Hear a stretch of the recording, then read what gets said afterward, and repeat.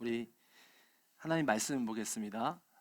마태복음 6장 19절부터 24절까지의 말씀 우리 함께 교독하겠습니다. 마태복음 6장입니다. 19절부터 24절까지의 말씀입니다. 함께 교독하겠습니다. 저부터 읽겠습니다. 너희를 위하여 보물을 땅에 쌓아두지 말라. 거기는 좀과 동록이 해하며 도둑이 구멍을 뚫고 도둑질 하느니라. 20절 말씀입니다. 네. 너희를 위하여 보물을 하늘에 쌓아두라. 거기는 좀이나 동록이 해하지 못하며 도둑이 구멍을 뚫지도 못하고 도둑질도 못하느니라. 내 보물이 있는 그곳에는 내 마음도 있느니라. 내 눈이 성하면 온몸이 밝을 것이요 눈이 나쁘면 온몸이 어두울 것이니 그러므로 내게 있는 빛이 어두우면 그 어둠이 얼마나 더하겠느냐. 한 사람이 두 주인을 섬기지 못할 것이니 혹 이를 미워하고 저를 사랑하거나 혹 이를 중히 여기고 저를 경히 여김이라. 너희가 하나님과 재물을 겸하여 섬기지 못하느니라. 아멘. 주님 말씀입니다. 네, 오늘 마태복음 6장 말씀 19절부터 24절까지의 말씀인데요. 산상순 여섯 번째 하나님 말씀입니다. 신앙의 중간지대는 없다라는 주제로 하나님 말씀을 함께 나누고 싶습니다. 오늘 본문에서는 전체적으로 대비가 되는 이야기들이 나와요. 먼저는 19절부터 21절까지에서 보물을 하늘에 쌓는 것과 땅에 쌓아두는 것을 대조하고 있어요. 비교하고 있어요. 그리고 23절과 22절과 23절에서는 눈이 나쁜 것과 눈이 성한 것을 대비하고 대조하고 있어요. 그리고 마지막으로 24절에서는 두 명의 주인이 나옵니다. 하나님과 재물입니다. 돈입니다. 이처럼 오늘 본문에서 예수님께서는 두 가지를 대조하시면서 결국은 사실 더 가치 있는 것을 말씀하고 계시다라는 거예요. 어떻게 보면 우리는 오늘 본문의 답을 다 알고 있습니다. 어떻게 살아야 되는지 다 알고 있습니다. 우리가 알고 있는 이 답에 사실 주님께서는 더 중요하다라고 우리가 공부할 때 밑줄 긋는 것처럼 우리를 향해서 더 가치 있는 것을 선택해야 된다. 사실 보여주시고 계시긴 하지만 사실은 이미 우리가 답을 알고 있는 것을 말씀하시고 우리에게 유도하신다라는 것이죠. 저희가 남해에 있을 때에 아들과 함께 읍에 가는 때가 있으면 다이소를 들려요. 이 다이소를 가끔 가면 그러면 아들이 항상 장난감 코너로 달려갑니다. 그러면 가면은 이제 꼭 아들이 자동차를 자주 이렇게 가지고 와서 산다고 해요. 여러분 다이소 아시잖아요. 좀 저렴하죠. 저렴하고 좀 이렇게 싸다고 할 수 있는데 이게 아들이 이제 자동차를 사고 나면 항상 며칠 못 가요. 다이소께 좀 싸고 이렇게 튼튼하지 않고 이제 그러다 보니까 금방 오래 못 가고 고장이 나거나 부서지는 게 항상 그랬습니다. 그래서 항상 그렇게 아내와 제가 말했어요. 뭐라고 말했냐? 매번 살 수는 없겠지만은 조금 지나서 더 지난 다음에 돈을 모아서 마트에 가서 더 튼튼한 거 사자, 조이야. 항상 그 얘기를 했어요.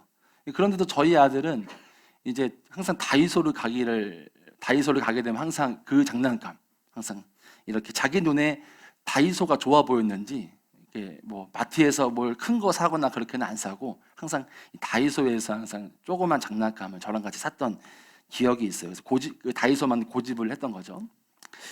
사실 여러분의 눈에도 또 저희 부모 눈에도 더 튼튼하고 좋아 보이는 것이 저희 아들에게 좋지 않겠어요? 그렇죠?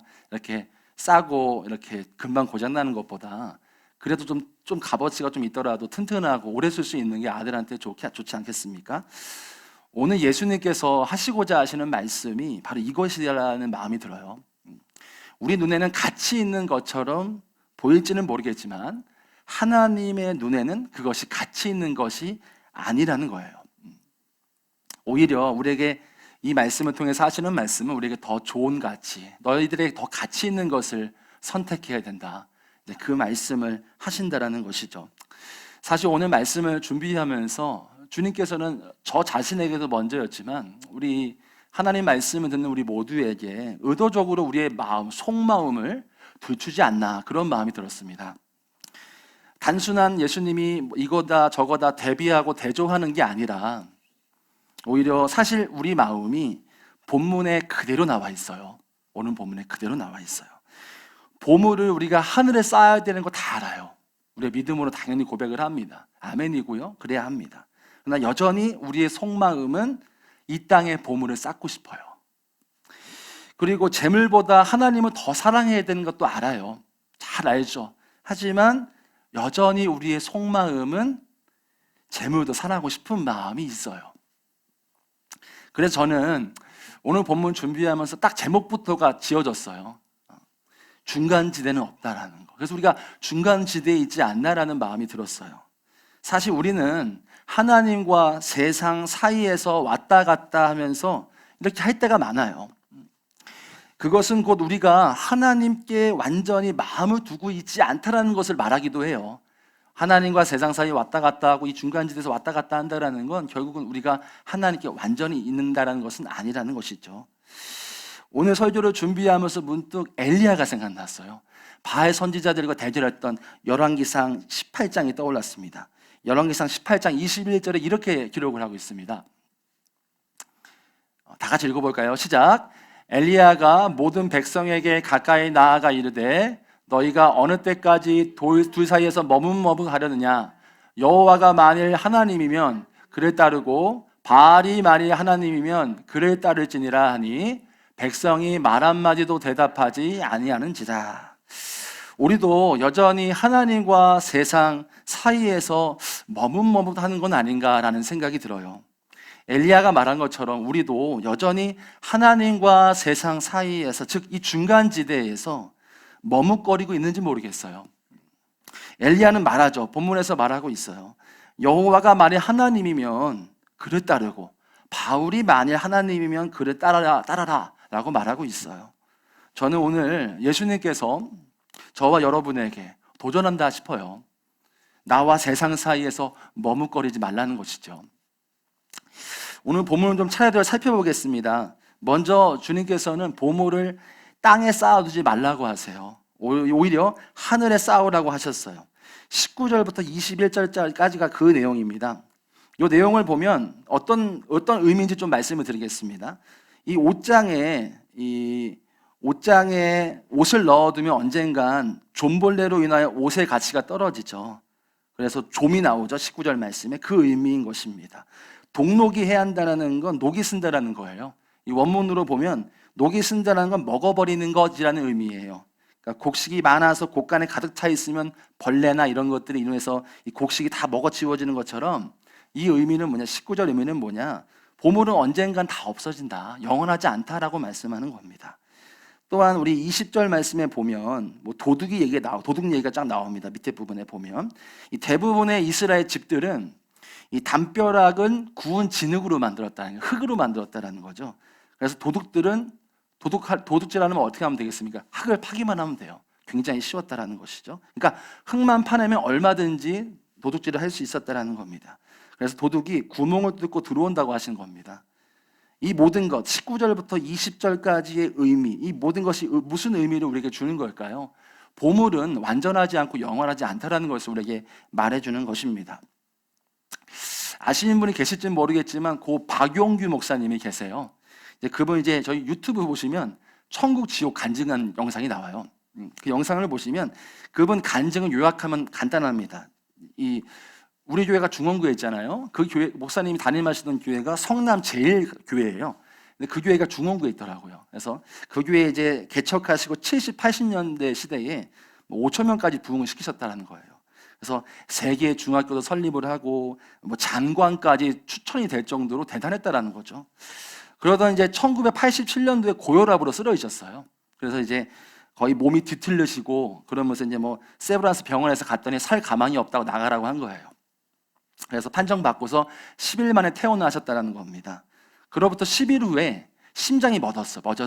그러면서 그 당시 그 심장이 멎은 순간부터 천국과 지옥을 보신 겁니다. 자, 박윤규 목사님 간증 중에서 사실은 천국과 지옥이 중요하다고 생각하지는 않아요, 저는요. 그것보다도 오히려 목사님이 기적적으로 깨어나시거든요, 나중에요. 깨어나시는데 그 이후에 목사님이 어떻게 사셨는지가 전 주목이 됐어요. 목사님께서 천국과 지옥을 보시고 그리고서는 먼저 하신 일이 뭐냐? 목사님 말씀으로는 차가 여러 대 있었는데 차를 다 팔았다는, 다 누구 줬다라는 거예요. 그리고 목사님이 집도 있고 땅도 있는데 다 팔아서 누구 줬다라는 겁니다. 그렇게 어려운 사람, 힘든 곳에 다 흘려보냈다라는 간증을 하시더라고요. 목사님의 간증을 보면 자신이 겉으로는 성공인 목사일지는 모르겠지만 자신이 세상의 향락과 소유욕에 빠져가지고 그렇게 살아봤다라고 고백을 하시는 거예요. 그러나 천국과 지옥을 자기 눈으로 보니까 그날 이후로 목사님의 삶이 뒤바뀐 거예요. 그 더 가치 있는 것을 보니까 이 땅의 것들이 가치 있어 보이지 않았던 거죠. 오늘 예수님께서 말씀대로 우리가 이 땅에 상급을 쌓지 않고 오히려 저 하늘나라에 상급을 쌓으려면 어떻게 해야 될까요?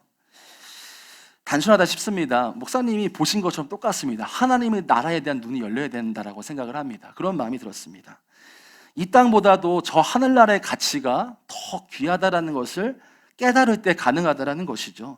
우리의 눈이 열려야 된다라는 것입니다. 우리가 실제로 볼 수는 없겠지만은, 그러면 너무 감사하겠지만은 우리의 그 눈이 열려야 된다라는 것입니다. 19절과 20절에 나오는 너희를 위하여라는 구절을 좀 주목해 봤으면 좋겠어요.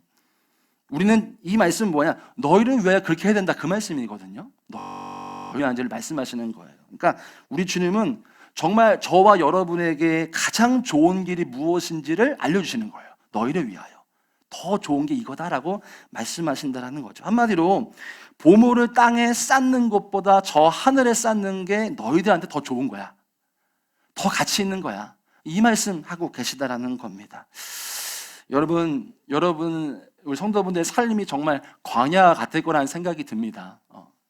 우리가 광야 같은 삶 속에 살고 있습니다. 우리는 믿음으로 살고 싶죠. 그러나 힘겨운 세상살이를 살다 보면은 하나님 나라에 대한 눈이 열리기가 굉장히 어렵습니다. 힘겹습니다.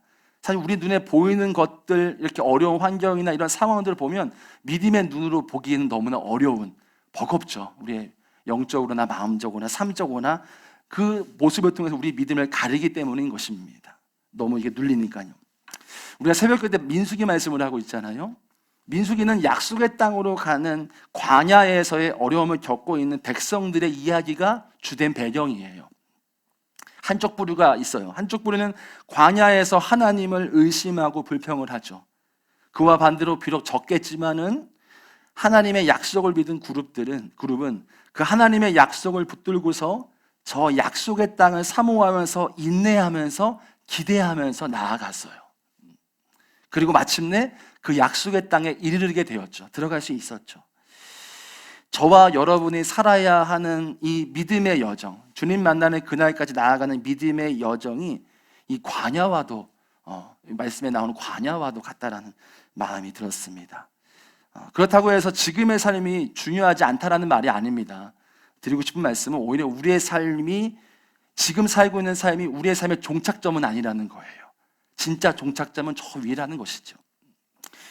이 대부분의 남자들이 많은 얘기해요. 젊은 사람들이, 나이 드신 분들이 많은 얘기할 때, 사람들 모일 때 말하는 게 군대 얘기입니다. 군대 얘기. 이제 군대 얘기하면은 간증들을 다 이렇게 얘기하십니다. 내가 어디에서 군 생활했고 어떻게 힘겹게 생활했고 그런 얘기 하시는데, 이제 유명한 많이 얘기하는 얘기들이 있어요. 이제 군대 딱 들어가면 군대 선임이 눈 감으라고 해요. 너 눈 감아봐 그래요. 그러면 딱 한마디 합니다. 네 군 생활이 바로 그거야 라고 해요. 깜깜하다라는 거죠. 앞이 안 보인다라는 것이죠. 그러나 군 생활 다 해보신 분은 알지만 시계는 흘러갑니다. 시계는 흘러가고요. 대부분 남자들은 어려운 군 생활을 어떻게 버티냐면요, 뭐 휴가도 있고 외박이기도 하고 뭐 여자친구도 있기도 하겠지만 궁극적으로는 제된 날이에요. 저 D-Day를 바라보면서 이제 군 생활을 참고 견디고 하는 것이죠. 여러분, 우리의 삶이 정말 광야와 같아서 하나님과 세상 사이에서 머뭇머뭇할 때가 많아요. 우리 하나님 믿지만 또 세상살이 때문에 짓눌리기도 하고요. 하나님 믿은 대로 살아야 하지만 그렇게 안 될 때도 있으면서 머뭇머뭇할 때가 있습니다. 때로는 우리에게 하나님 나라를 위해서 헌신하라는 마음을 주세요. 하늘의 상급을 쌓으라고요. 또 어떤 헌금을 또 우리에게 재정을 흘려보내라고 하실 때도 있어요. 하나님 나라를 위해서, 하나님의 상급을 쌓는 것을 위해서요. 여전히 내 삶과 하나님 나라를 위한 이 삶 사이에서도 머뭇거림이 있다는 것이죠. 결국 우리는 깨닫는 것은 무엇이냐? 우리의 힘으로는 도저히 안 된다는 것이죠. 머뭇머뭇하는 게 뭘까요? 우리의 힘으로는 도저히 삶 속에서나 감당할 수가 없는 것이죠. 짓눌리다 보면 우리의 삶의 환경을 보면 믿음으로 반응하기 어렵다라는 건 결국은 내 힘으로는 어렵다라는 것을 말하고 있는 것입니다. 그러나 여러분, 우리가 마지막에 갈 저 본향을 한번 생각을 해보세요. 만약 우리 마지막에 갈 본향이요.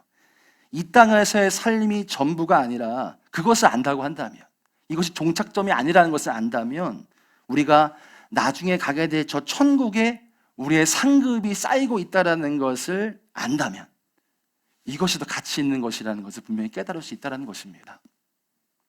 비록 우리가 이 땅에서의 삶이 다른 사람들보다도 누리지 못할 수가 있어요. 그리고 즐기지 못할지라도 우리의 헌신과 삶을 통해, 그리고 하나님의 나라를 위한 삶을 통해서 저 천국에 우리의 상급이 쌓인다고 한다면 그게 더 복된 거 아니겠습니까? 저와 여러분이 이미 열리신 분도 있을 것이라 믿습니다. 이 눈이 열리셔서 하늘나라를 위해서 살아가시면서 저 본향을 향해서 하늘의 상급을 쌓고 계신 분도 계실 거라 믿습니다. 우리가 이 첫 번째 우리 말씀을 통해서 우리의 눈이 더욱더 열리기 원하고요. 우리의 힘으로 발버둥 치면서 하나님 나라를 위해 살아가야지, 하늘의 상급 쌓으며 살아가야지, 그렇게 발버둥 치는 게 아니라 하나님 나라에 대한 눈만 열리면 우리는 그 더 가치 있는 것을 향해 달려가게 될 줄로 믿습니다. 우리의 노력에 있는 것이 아니라 눈이 열리는 것입니다. 눈이 열리면 그것을 향해 달려가게 될 줄로 믿습니다. 여러분, 22절과 23절에서 보시면 예수님께서는 두 가지의 눈을 말씀하세요. 바로 성한 눈과 나쁜 눈이에요. 간단히 예를 들면 이해하기 쉬운데, 창문이 있잖아요. 창문이 깨끗하면 어떻습니까? 햇빛이 비치면 채광이 잘 돼요. 다 온 방이나 집이 빛이 딱 들어옵니다. 근데 만약에 창문에 뭐 더럽거나 이래가지고 이게 지저분하거나 그럼 햇빛이 채광이 좋지는 않겠죠. 일부 들어오거나 이게 전체적으로 들어오지는 않을 겁니다. 그렇게 생각해 보시면 됩니다. 네. 그래서 이 말씀의 의미는 뭐냐? 그 사람이 어떤 눈을 가졌느냐에 따라서 그 사람의 영적인 상태, 내면의 상태를 나타낸다는 거예요. 더 쉽게 말씀드리면 성한 눈을 가진 사람은 너그럽고 관용이 있다는 거예요. 성한 눈은 너그럽고 관용이 있고 사랑이 있다는 겁니다. 사람들에게 편견이 있는 사람이 있다고 한다면 이 말씀에 또 깊은 의미는 또 이런 의미가 있어요. 사람들에게 어떤 편견이 있는 사람이 있어요. 편견이 있는 사람이 있으면 성한 눈을 가진 사람은 그 사람을 선입견으로 바라보지 않는다는 거예요. 편협하게 바라보지 않고 편견으로 그 사람을 대하지 않는다는 겁니다. 오히려 성한 눈이 있는 사람은 편견이 있는 사람일지라도, 그 사람이 뭔가 문제가 있는 사람일지라도 너그럽고 넓은 마음으로 그 사람을 대한다는 거예요. 바라본다는 그런 의미입니다. 그러나 나쁜 눈을 가진 사람들은 인색하고 아까워하고 욕심이 많다는 의미가 있어요. 제가 이 첫 전도사 사역을 했을 때 파트 사역을 했었는데, 한 번은 이제 이 명절 상여금을 받았어요. 상여금을 받았는데 그날은 이제 명절날 굉장히 돈이 많이 나왔어요. 그래서 마음이 기뻤죠. 학비만 이렇게 하면서 그 정도로 이렇게 학교 다니면서 차비하고 뭐 하니까 이제 맞추기가 어려웠었는데 한 번에 또 쫙 나오니까 너무 마음이 좋더라고요. 이 교회가 제가 신림에 있었거든요. 그 당시 제가 결혼 안 했으니까 인천에 저희 집이 있었어요. 그래서 이제 지하철을 타고서 퇴근을 하는 길이었는데, 이제 지하철 타시는 분들 알겠지만 인천 가는 때는 이제 신도림역을 좀 이렇게 거치거든요. 근데 신도림역에 딱 거쳐서 이제 가는데 항상 그 신도림역에 있는 그 노숙인 아저씨가 있어요. 많죠. 근데 그 중에 한 분이 계신데 항상 제가 그분을 지나칠 때마다 1,000원씩 이렇게 드렸었어요. 제가 항상 이제 그래서 그날도 이제 1,000원을 드리고 이제 지나갔죠. 지나가고서 이제 제가 항상 내리는 송내역에 딱 내리고서는 버스를 타려고 이제 버스 타고 집에 들어가야 되니까 이제 버스 탔습니다. 근데 기다리고 있는데 이 버스가 출발을 하지 않는 거예요. 출발 안 하고 계속 멈춰 있는 겁니다. 근데 기사 아저씨 또 어디 갔는지 안 보이시는 거예요. 그래가지고 왜 이렇게 안 오지? 빨리 가야 되는데 이러고 있는데 그때부터 이제 제 눈물이 펑펑 나는 거예요. 펑펑 눈물을 흘렸어요. 사실 제가 왜 눈물을 흘렸냐? 이 이 노숙인 아저씨 지나칠 때에 주님과 사실 씨름이 있었거든요. 뭐냐? 제가 받은 이 상여금을 그분에 다 주라는 거예요, 주님이요. 그 순간. 그래서 제가 단번에 싫다고 했죠. 주님, 그거 제가 어떻게 받은 건데, 안 된다고. 뿐만 아니라 제가 이제 노숙인들의 생리를 아니까 다 술로 먹을 거니까, 엉뚱한 데 쓸 거니까, 이거 더더욱 안 된다라는 생각을 했죠. 이거 제가 그리고 어쩌다 보면 받는 돈, 이걸 통해서 제가 사고 싶은 것도 사고, 또 모자란 것도 좀 채우고, 이제 그러려고 해서 마음이 막 신이 난 상태였거든요. 근데 그때부터 좀 씨름이 있었어요. 결국은 제가 이제 버스를 기다리고 있는데, 버스 타서 출발하기 기다리고 있는데, 버스가 출발하지 않고, 그러면서 이제 주님이 너무 마음에 강권하심이 있어서 울기 시작한 거예요. 그래서 그때 빵을 먹고 있는데 빵 먹으면서 막 울었었습니다. 주님께 이제 항복을 한 것이죠. 그때 주님께서 어떤 마음이셨냐? 그런 마음이셨어요. 그분이 술을 먹던 말던 그 생각 내려놓으라고. 그 생각 내려놔. 그저 주님의 마음으로 바라봐. 그냥 편견으로 보지 마. 네 생각 보지 말고 그냥 내가 너한테 말한 거 그대로 하면 돼. 주님의 마음으로 바라봐. 그 마음을 주셨어요. 결국 돌아가서 그분한테 이 주님 꼭 믿으세요 이렇게 적어놓고선 드리고 왔던 기억이 나요. 그날 돌아가면서도 펑펑 울었던 기억이 있어요. 여러분, 우리가 살다 보면 우리 눈에 문제가 있는 사람들이 있어요. 있죠. 누구라도 그 사람은 문제가 있다. 거리를 두거나 말도 섞지 않는 경우도 있을 수 있어요. 선입견을 가지게 되고 편견을 가지게 되는 사람들이 있을 수 있어요. 그럴 때 예수님께서는 오늘 우리가 성한 눈으로 그 사람을 바라보길 바라신다는 거예요. 이 말씀은요. 그 사람이 모두가 이상하다 해도 그래도 너는 그렇게 보면 안 돼 라고 말씀하시는 거예요. 예수님은 그 사람이 아무리 문제가 있고 다른 사람이 다 그렇게 인정하였다 할지라도 너만큼은 그러면 안 돼. 내 마음으로 바라봐. 내 눈으로 바라봐. 그 말씀 하시고 계신 것입니다. 그런데 우리가 그런 사람은 주님의 마음으로 보지 못하죠. 굉장히 힘들죠. 왜냐하면 우리 타락한 자아 때문입니다. 내 마음은 그렇게 싫죠. 그 사람한테요. 여전히 우리 안에 역사하고 하나님의 뜻과 치열하게 더불어 싸웁니다. 우리 마음의 생각, 자아, 주님의 뜻과 여전히 이 영역에서도 중간지대에 있는 것이죠. 바울도 이러한 씨름이 있었다라고 고백을 해요. 로마서 7장을 보면 한번 읽어볼까요? 21절부터 23절입니다. 같이 읽어보겠습니다. 시작. 그러므로 내가 한 법을 깨달았노니 곧 선을 행하기 원하는 나에게 악이 함께 있는 것이로다. 내가 속사람으로는 하나님의 법을 즐거워하되 내 지체 속에서 한 다른 법이 내 마음의 법과 싸워 내 지체 속에 있는 죄의 법으로 사로잡는 것을 보는도다. 근데 중요한 건 여러분이 씨름이 있다라고 하잖아요, 바울이. 근데 그게 끝이 아니에요. 여기서 그냥 씨름이 있다고 끝나지 않았어요. 8장 2절을 연달아 좀 보겠습니다. 한 번 더 보겠습니다. 같이 한번 읽어볼까요? 시작. 이는 그리스도 예수 안에 있는 생명의 성령의 법이 죄와 사망의 법에서 너를 해방하였습니다 라고 말씀하고 있습니다. 예수 안에 있는 생명의 성령의 법으로 말미암아 이 씨름이 이긴다는 거예요. 이 씨름. 우리는 이길 수는 없어요. 우리의 힘으로는 도저히 우리 안에 씨름을 이길 수는 없겠지만은 우리 안에 성령으로 내주하고 계신 예수님과 동행함으로 말미암아 우리는 주님의 마음으로 살아갈 수 있다는 거예요. 또 오늘 말씀으로 따지면 우리의 힘으로는 도저히 그 사람을 사랑하고 그 사람은 그렇게 눈으로 보기 어렵겠지만 주님의 마음이 우리의 마음을 통치하시면 그 사람을 그렇게 볼 수 있다는 거예요. 그 말씀하고 있는 것입니다. 여러분, 저와 여러분 어느 누구도 주님의 시선으로 바라볼 수 있는 것, 그것은 우리 힘으로 되지 않아요. 힘들죠.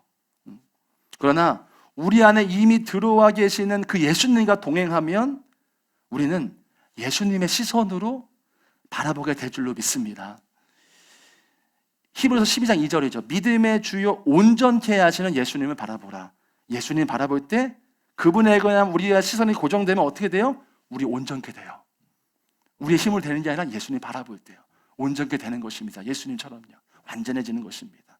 우리가 예수님 더욱더 바라볼 때 어느 누구도 다 사랑할 수 있는 진짜 사랑의 진짜 그런 사람이 될 줄로 믿습니다.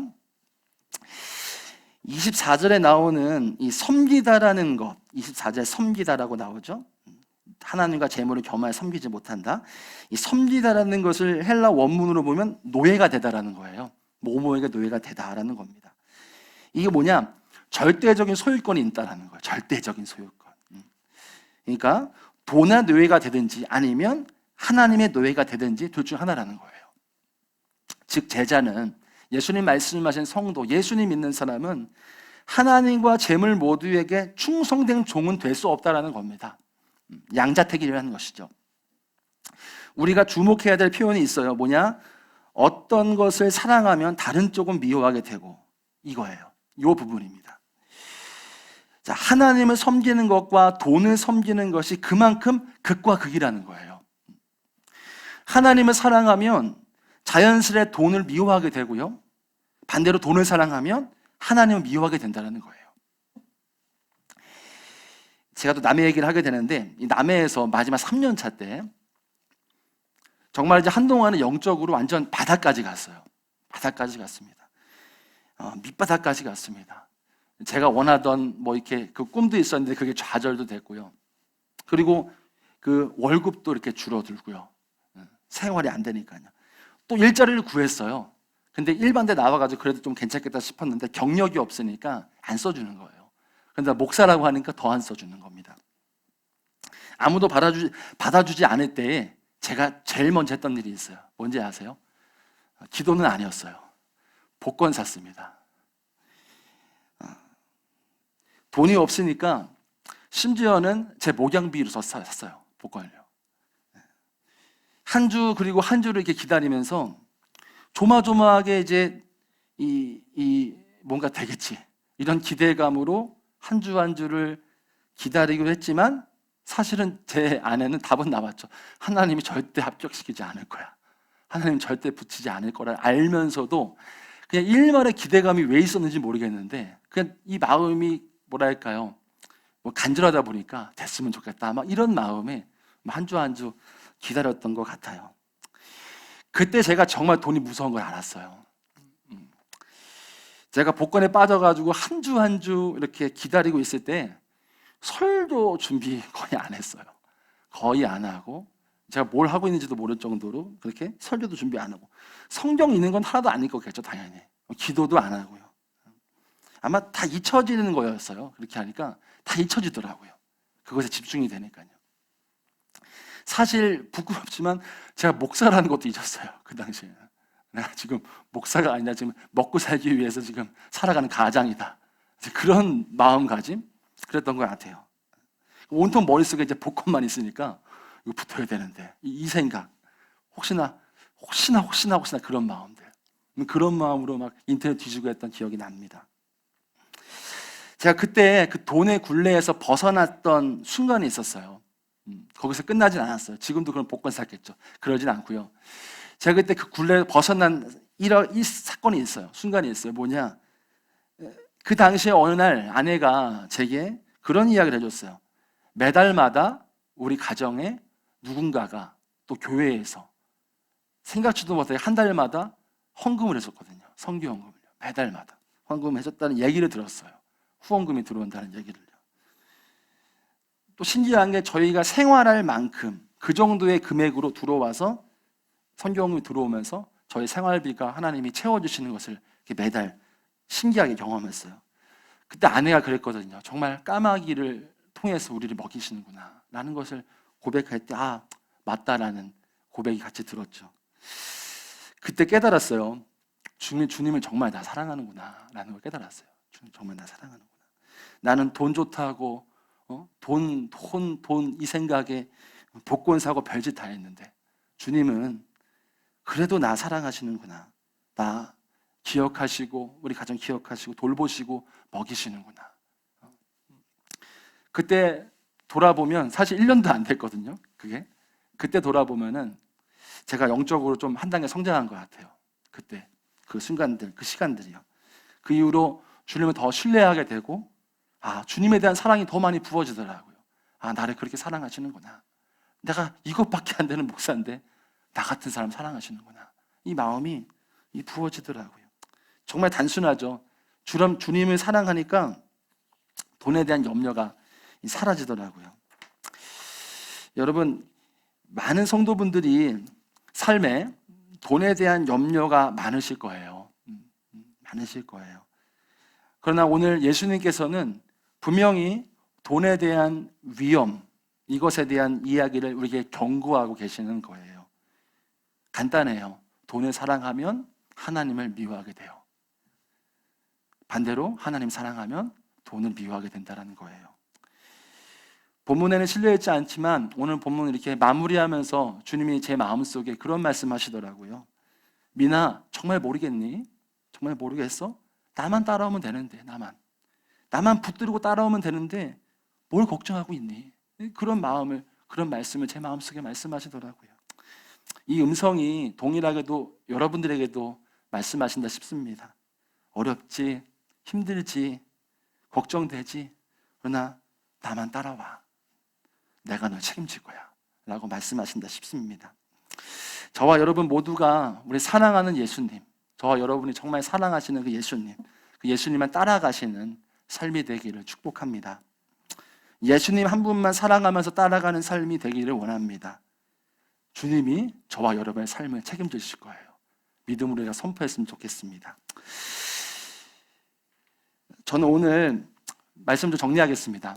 예수님께서 의도적으로 우리의 속마음을 들추신다는 마음이 들었습니다.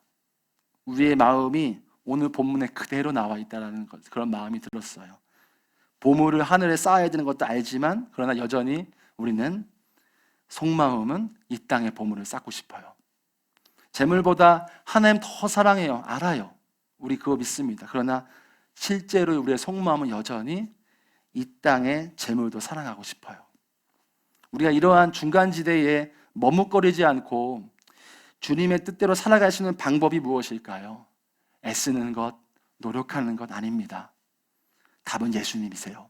너무 단순하지만 예수님이세요. 이미 저와 여러분 안에 거하고 계신 예수님과 동행하면 내 삶에 예수님을 향해 더 많은 시간을 보내고 내 삶의 모든 영역에서 예수님이 영향을 미치시고 예수님과 사랑에 빠지면 동해일기에 체크하잖아요. 퍼센트요. 우리의 삶에 예수님을 바라보는 게 몇 퍼센트고 순종한 게 몇 퍼센트인지요. 우리가 이 퍼센트지가 점점 높아지면 높아질수록 우리는 주님 뜻대로 살 수 있게 될 줄을 믿습니다. 우리 이 시간 찬양하고 싶습니다. 내 구주 예수님. 찬양하시면서 주님께 우리의 마음, 내가 주님과 동행하고 싶어요. 주님을 더욱더 사랑하고 싶어요. 고백할 수 있는 저와 여러분 되기를 원합니다.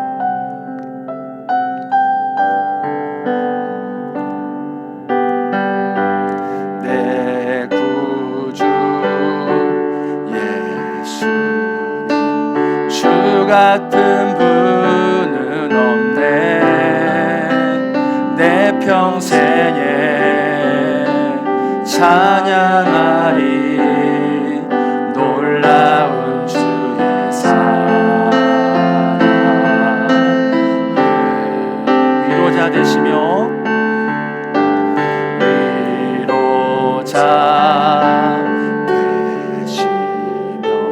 피난처 되신 주님, 나의 영혼 온 맘 다해 주를 경배합니다.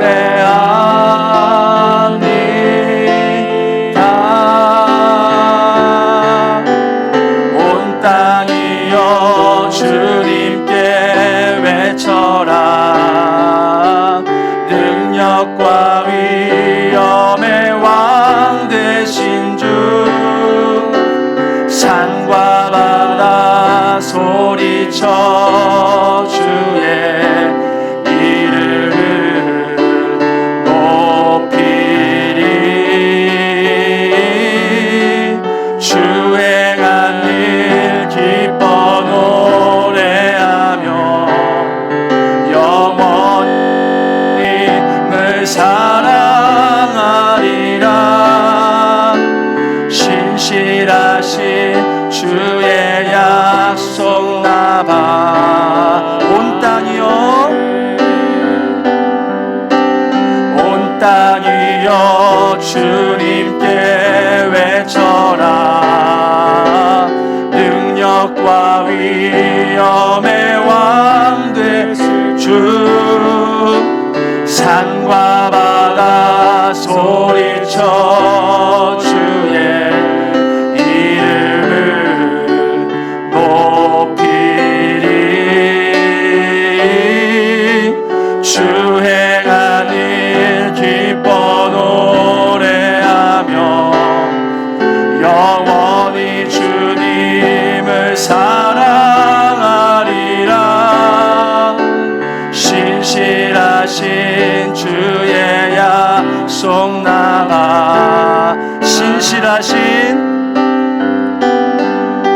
신실하신 주의 약속 나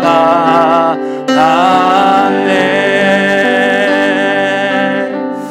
우리 시간, 우리 오늘 말씀을 생각하면서 우리가 함께 기도했으면 좋겠습니다. 우리 기도하실 때에 단순히 한 가지 놓고 기도하고 성령께서 우리의 마음을 감동 주시는 대로 계속 기도했으면 좋겠다는 마음이 들었습니다. 우리 시간 기도할 때 오늘 말씀의 답은 예수님이십니다. 우리가 예수님 말씀대로 살 수 있는 것 내 힘으로 되지 않습니다. 하지만 주님이 우리와 함께 하시고 이미 우리 안에 계신 그 예수님과 동행하면 그게 답입니다. 우리 시간 마지막으로 기도하시고 계속해서 기도하실 때에 내가 주님과 더 많은 시간 갖기를 원합니다. 내가 주님을 더욱더 사랑에 더욱더 들어가기를 원합니다. 내 삶의 모든 영역 가운데 주님만으로 가득 채워지기를 원합니다. 우리 한 가지 놓고 기도하실 때 주님, 내가 주와 영원토록 동행하고 주와 함께 살아가겠습니다. 그래도 우리의 삶에 주님의 놀라운 은혜와 우리의 순종의 삶이 되어질 줄 믿습니다. 우리 마지막으로 주여 한번 부르시고 주님 성령께서 인도하시는 대로 우리 마음에 부어주시는 대로 주님과 동행하겠습니다 선포하면서 우리 마지막으로 기도하겠습니다. 주여